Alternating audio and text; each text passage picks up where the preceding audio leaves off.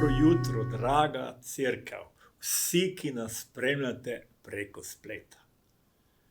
Nedelja je čas, ko odpremo naša srca, da slavimo in častimo našega Boga. Mogoče se je v tem tednu nabralo veliko bremen, ki jih komaj še nosiš. Zdaj je čas, sam Jezus je rekel: pridite k meni vsi, ki ste utrujeni, obteženi. In pridimo pred njega, povejmo: Jezus, tebe želimo slaviti in častiti. Daj nam novo moč, daj nam radost, mir, vse, kar potrebujemo za naša življenja. Zato odprimo srca in slavimo našega Boga.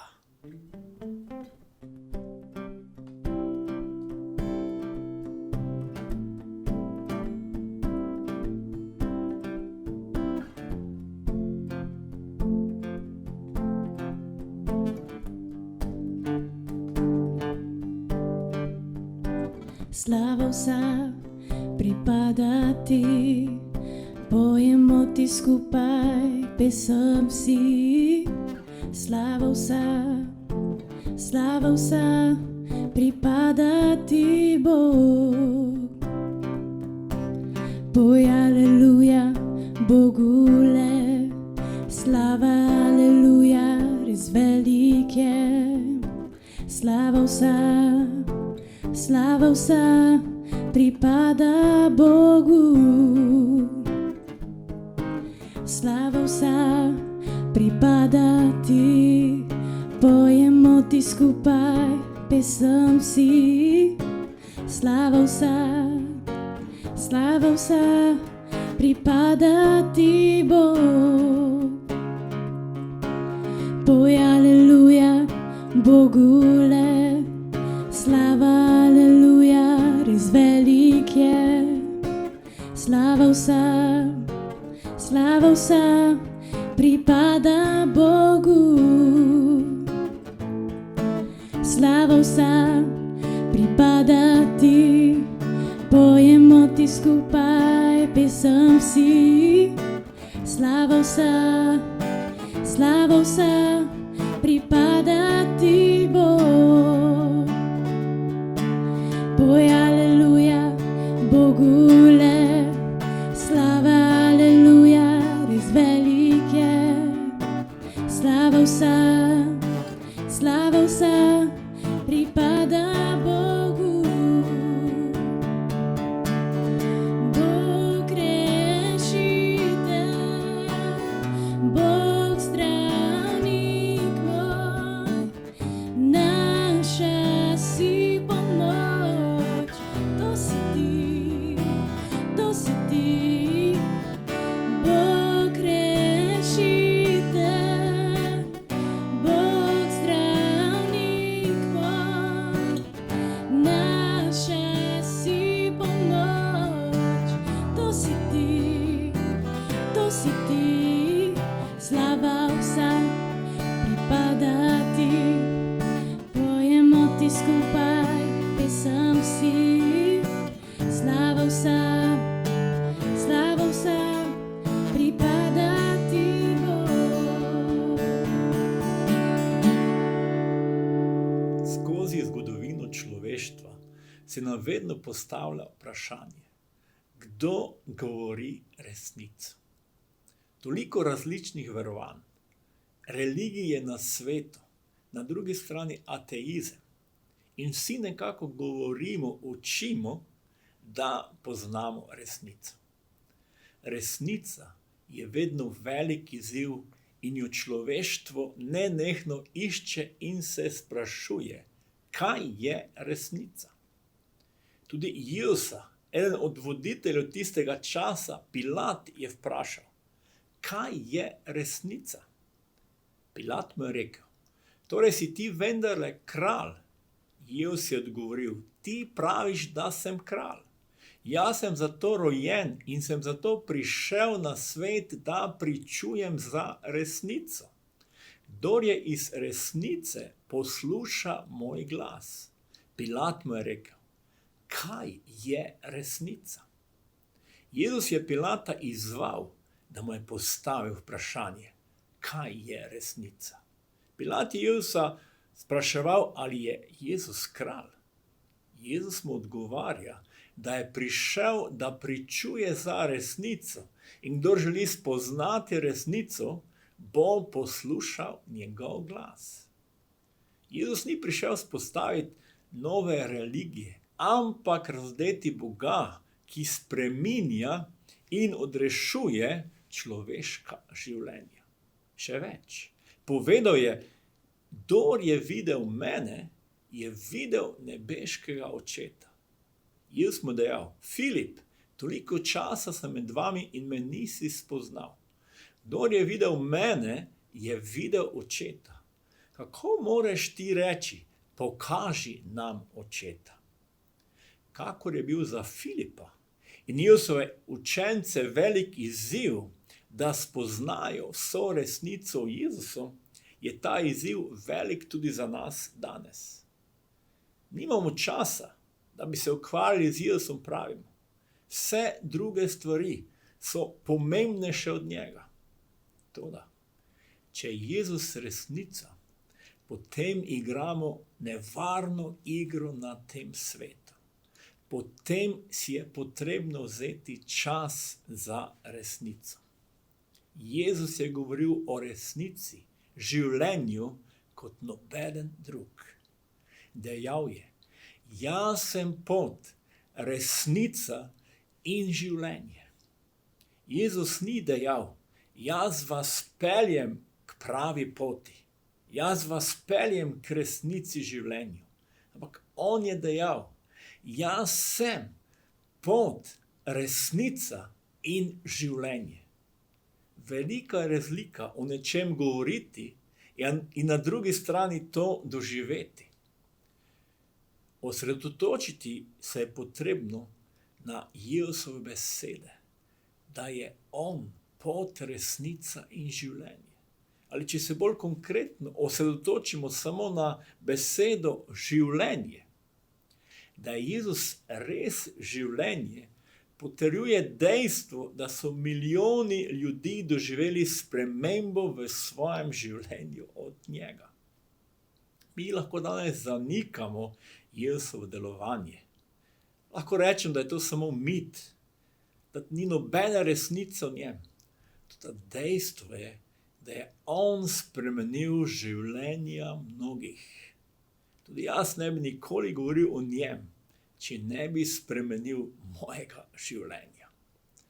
Apostol Pavel, eden največjih izobražencev v 1. stoletju, največji teolog vseh časov, verjetno tudi eden najbolj religioznih ljudi, je doživel spremembo od Jezusa. Prej religiozen človek, ki je pripravljen ubijati ljudi, ki verujejo v Jezusa. Potem pa človek, ki je v ponižnosti in ljubezni pripravljen povedati vsem, kdo je Jezus, kaj je storil v njegovem življenju. Apostol Pavel ob koncu svojega življenja daje nasvete svojemu sodelavcu Timoteju. Rotim te pri Bogu in Kristusu Jezusu, ki bo sodil žive in mrtve, pri njegovi pojavitvi in njegovem kraljestvu.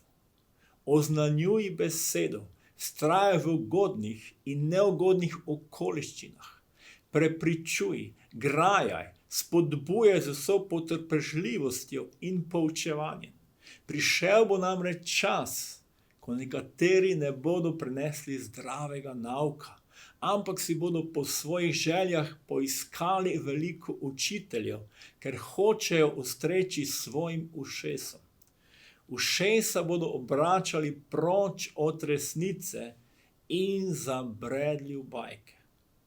Pavel roti, svari Timoteja, naj oznanja besedo, vztraja, prepričuje, graja, spodbuja, naj vse stori, da ljudje slišijo resnico. Rotim te pri Bogu in Jezusu Kristusu, ki bo sodil žive in mrtve, ki bo razodel svoje kraljestvo. Pavel veruje Boga, v Jezusa Kristusa, njegovo pravičnost, njegovo kraljestvo. Zakaj? Ker je doživel, da je Jezus resnica, ki spreminja človeška življenja.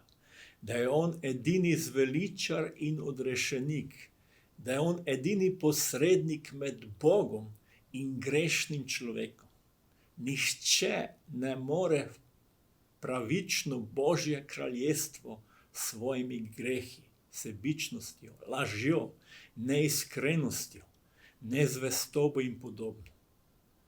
Pavel pravi takole: Bog je namreč samo eden tudi srednik med Bogom in ljudmi, človek, Kristus Jezus, on, ki je sam sebe dal v odkupnino za vse, pričevanje ob svojem času. Jezus Kristus je posredoval za naše grehe. V njem imamo odpuščanje. Jezus je sam sebe dal v odkupnino za vse ljudi. Pavel razume, moja odrešitev ni v moji moči, ampak v Kristusu, ki je umrl za moje grehe. Toliko ljudi se danes trudi, da bi si zaslužili sprejetje pri Bogu, tudi živijo v negotovosti. Resnica je, da gotovosti, miru ne moremo najti na osnovi svojih prepričanj, stališč, ker tako hitro zapademo v negotovost in izgubimo trdna tla. Naša trdnost je v Kristusu. Bog nas ljubi in vabi vsakega, da pride k njemu in sprejme odpuščanje in večno življenje. To je ena od osnovnih resnic, kako priti v Božje kraljestvo. Ali veruješ in sprejemaš to v svoje srce, to Božjo resnico. V Janezovem evangeliju, 3. poglavju, od 16 do 19. vrste beremo: Bog je namreč svet tako vzljubil, da je dal svojega edinorojenega sina, da bi se nihče, kdor veruje vanj, ne pogubil, ampak bi imel večno življenje. Bog namreč svojega sina ni poslal na svet, da bi svet sodil, ampak da bi se svet po njem rešil. Kdor veruje vanj, se mu ne sodi, kdor pa ne veruje, je že sojen, ker ne veruje v ime edinorojenega Božjega sina. Sodba je v tem, da je prišla luč na svet in so ljudje bolj ljubili temo kakor luč, kajti njihova dela so bila hudobna.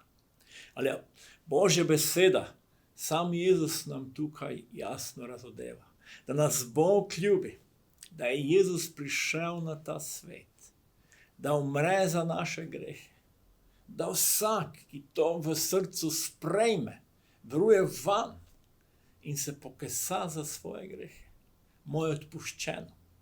Sprejme Božjo opravičenje in je na poti nebeško kraljestvo. Bog nam daje po Svetem Duhu mir, ko se pokesamo, nam je Bog odpustil. Zato odprimo svoja srca Božji resnici. Sprejmimo, da je Jezus pot, resnica in življenje. Poskrbimo za svojo večnost. Spravimo se z Bogom skozi Jezusa Kristusa. Kajti on nam odpušča. On odjemlje vsak občutek krivde, negotovosti v našem življenju. On je vse storil, da pridemo v nebeško kraljestvo, v Božjo pravičnost. Zato odprimo srca, tudi zdaj v molitvi in povemo: Jezus, sprejemam tvojo resnico. Jezus, mi se združujemo v molitvi in naj tvoja resnica skozi Svetega Duha govori na naša srca, da se spravimo s tabo. Prosim te za vsakega, ki še nima miru, Jezus, s tabo, vsemogočnim, pravičnim, odrešenikom Bogom. Dotakni, deluj Sveti Duh na njegovo srce odpre srce, da se pokesa za svoje grehe in te sprejme za svojega zveličnega odrešenika, da doživi mir in radost in večno življenje. Gospod, hvala ti za tvojo ljubezen, da si vse storil za nas. In mi se odpiramo naprej tebi in nam naprej razdevaj vso resnico, ljubezen, milost in veličino tebi. Amen. Želim vam blagoslovljeno nedeljo in imejmo odprta srca za Božjo besedo. Vzamemo si čas za Jezusa, spoznavajmo resnico, ki prihaja od Boga. Lepo nedeljo, Božji blagoslov. Amen.